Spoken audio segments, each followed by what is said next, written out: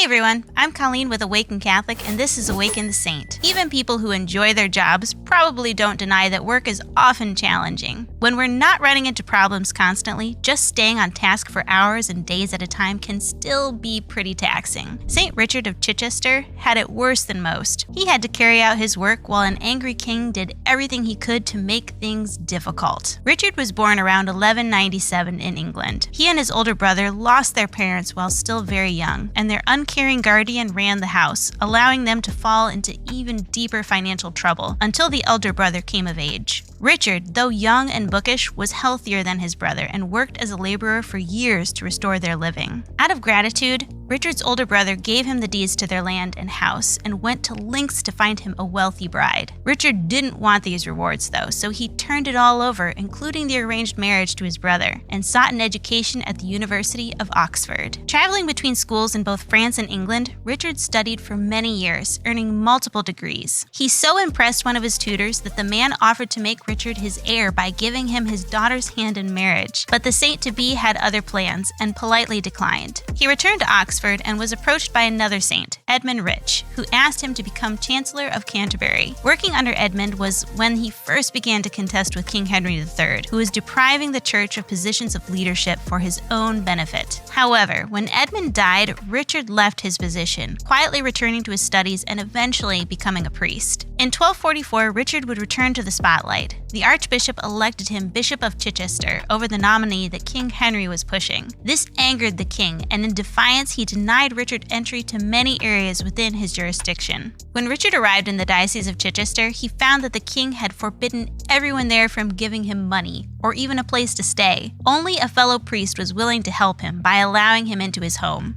For a long while, Richard was forced to live as an outcast in his own diocese. He was not discouraged, however, and did what he could, traveling around on foot and speaking to people on the street.